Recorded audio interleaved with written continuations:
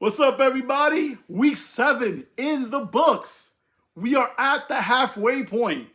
And man, it is interesting.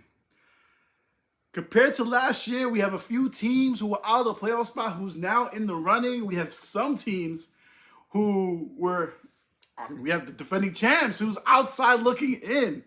It's been an interesting first 7 weeks so far. Let's jump right into week 7. Eli, 2-time Super Bowl MVP, going up against my cousin, Ocho Meister.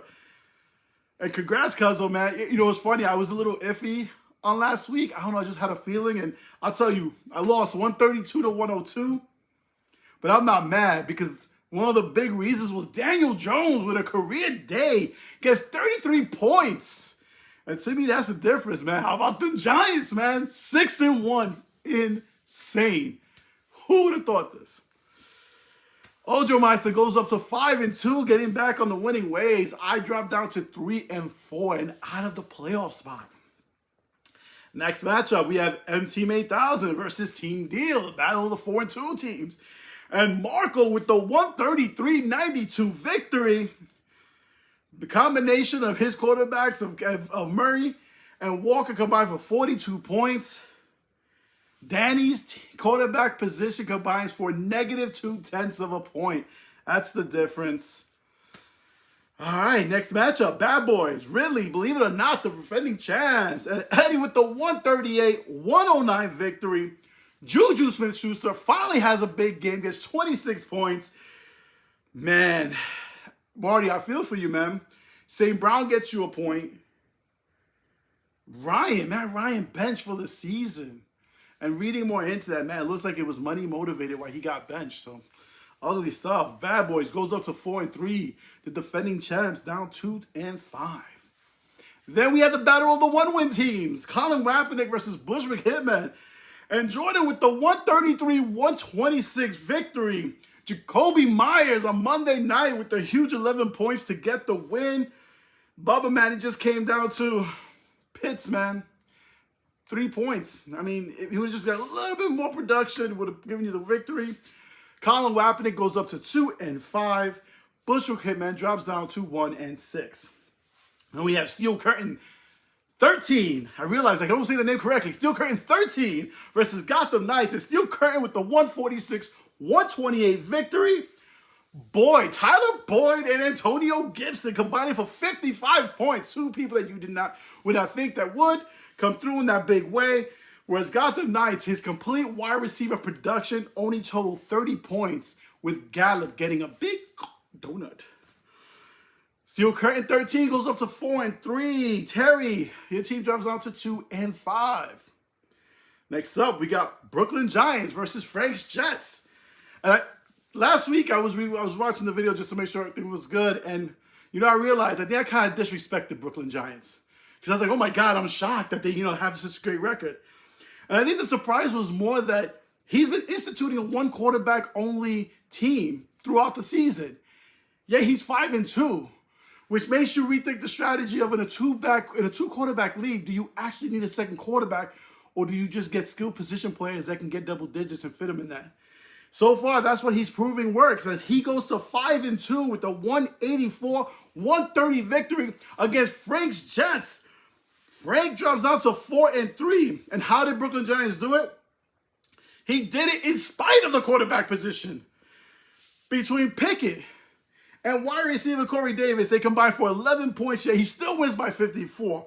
Why is that? Because A.J. Dillon, freaking Sutton, Hawkinson, and Pittman all combined for 24 points for Frank's Jets. 4 guys averaging 6 points apiece is not going to get it done. Well, you go up to 5-2. All right, and then the final matchup, Legendary Giant versus Flying Buffalo Wings. You knew this was going to be a tough week for Alex. He had both QBs on the bye. And man, was it 177-105. And I'll be honest with you, I think even if Alex did have those two quarterbacks, he may not have won that this week. Why? Because Burrow and Chase combined for 86 points, has a breakout season, but of course, it comes at a cost, as now Chase may be going on the IR. I heard he is. Now they say he may not be. Either way, he's going to be missing a few games. But Juan, with the much-needed victory, going up to 3-4 and little by little climbing up the rankings. Alex drops to 5-2 But no fret because he's still on top of the leaderboard. Let's go to the standings. Alex remains on top with his 5-2 record. Under him, Ojo Meister goes up one slot to the second spot. He is now 5-2 with the win last week. Moving up 3 spots, Brooklyn Giants will 5-2 with a 4-game winning streak, hottest team in the league at this moment. Then we have Marco, who's moved up to the number 4 spot at 5-2 also. So we have 4 teams tied with the 5-2 record in the top spot, leading by Alex. Next up, we have 4 teams that are at 4-3. We have Frank's Jets, who's in 5th, who dropped down 3 spots, followed by Team Deal, Bad Boys, and Steel Curtain, all at 4-3. And on the outside looking in, Eli 2-time Super Bowl MVP at 3-4, along with legendary Giant with his 2-game winning streak, moving at the 10th spot now. Rounding out the bottom, we have the defending champs, really believe it or not, Gotham Knights, Colin Kaepernick at 2-5, but 2-5, but only 2 games out of the playoffs, 3 games out of that number 1 spot. And in the basement, Bushwick Hitman, Bubba, 1-6 with a 5-game losing streak. Tail of the brothers, you got Will, who is on a 4-game winning streak, 5-2 tied for first, and Bubba on a 5-game losing streak, 1-6 in the basement. All right, let's talk about news before we go to next week's matchups. This week's matchups, actually. Big trade alert. Eli 2-time Super Bowl MVP, trading with the defending champs. Ridley's Believe It or Not. I got Deontay Johnson, wide receiver from the Pittsburgh Steelers, and Donovan Peoples-Jones, wide receiver from the Cleveland Browns, in exchange for a quarterback Ryan Tannehill and wide receiver Hunter Renfrow of the Las Vegas Raiders. One other note, we have a trading block alert. Frank's Jets has just made notice that Patrick Mahomes is available for trade.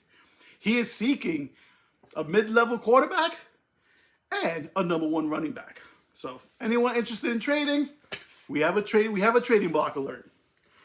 All right, let's look at this week's matchup. We have Eli, 2-time Super Bowl MVP, going up against Danny, Team Deal. Danny, you should have traded with me when you had the chance, man. Little by little, I told you. You had the backs. You needed receivers. I had the receivers. You didn't want to trade.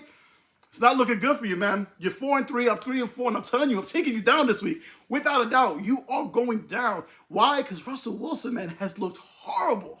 Who would have... Listen. And you go by the systems. Was Russell Wilson as good as he was? Or was he a product of the Seattle Seahawks system? Because, man, look at Geno Smith right now. Who saw that coming? That being said, Danny, you're going down this week. I'm going back to 500. You're dropping down to 500. And what's even bigger is I'm going to have the tiebreak over you. All right, next matchup. Flying Buffalo was against Colin Kaepernick. And right now, Alex is up 24-0, but he's already used 3 guys. So, Jordan, you have a shot. The only problem is you got Hurts and you got Allen to deal with. And if they have big games, yeah, it's going to be hard to beat. So that's going to be a good matchup. Then we have one of the hottest teams, legendary Giant with their 2-game winning streak, going up against the 5-2 Team 8000, Juan versus Marco. Juan has an early 32-0 lead. He's already used 2 guys. Marco hasn't used anyone yet. Then we have the defending champs against Gotham Knights, both teams 2-5. And if any team had a shot of trying to get into the playoffs, this week is going to be huge for tie-breaking implications, as well as moving up into the standings and getting closer to the bottom of the playoff positioning. And then we have Steel Curtain 13 versus Brooklyn Giants. Like I said, we're the hottest team in the league. Right now, Ariel's up 28-6, both using 1 person. That's going to be a good matchup. Then we have Bad Boys versus Bushwick Hitman. And right now, neither team has used one. And like I said, Bad Boys are trying to solidify their position. Bubba's just trying to get back in that win column. And in the final matchup, we have Frank's Jets versus Ojo Meister. Frank's Jets up 21-0, but he's also used 2 guys already. All right, so I was looking, compared to last week, look at the playoff structure now. You have 3 teams who are in playoff contention that weren't in there last week. Brooklyn Giants, Frank's Jets, and Team Deal. Frank's Jets and Team Deal, they're cheating over possibly getting pushed back out. Frank Jets does have some playoff win, has some tie-breaking wins in his favor. Team Deal needs to get back in the winning ways. Unfortunately, it's not going to happen this week.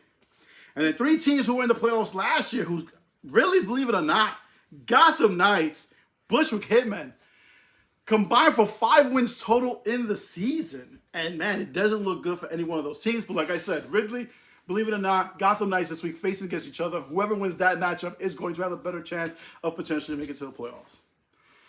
So week 8 is here. We're going into the second half of the season. So now it's crunch time. Listen, trading deadline, I believe, is at the end of next month. If you need to solidify your team, now's the time. I'm going to be releasing the people who had keepers for 2 years on the NFL site, just so people could know, because as the trading deadline goes, here comes a strategy in place. If you can't keep a keeper anymore, does it make sense to keep the person? So I'll provide that list at the end of this week. Good luck to everybody. Giants, man, this week. Hopefully we can go to Seattle. Tough place to play, but if we can get the win and go to 7-1, it'll be great. One last thing. I proposed this to my brother-in-law yesterday, and I've been saying it. Do you think the Giants should trade Barkley? I know it sounds crazy, but if you could get a first round, if you could get a package better than what McCaffrey got, if you could get, let's say, a first rounder, a third rounder, and a fourth rounder, is it worth it? You're not signing Barkley at the end of the season. And the most you're going to get is a third round comp pick. But if you could get a first rounder, man, if you have a team who's really desperate, they'll give you 2 first rounders. Do you do it even though the Giants are winning? I mean, do you really think the Giants can win the Super Bowl this year? And that's the question. I'm on the fence on it, but listen, if I got a really good trade that came my way, it's the most value you're going to get for Barkley. Do you make that trade? That all being said, G-Man, good luck this week. Talk to you guys soon, man.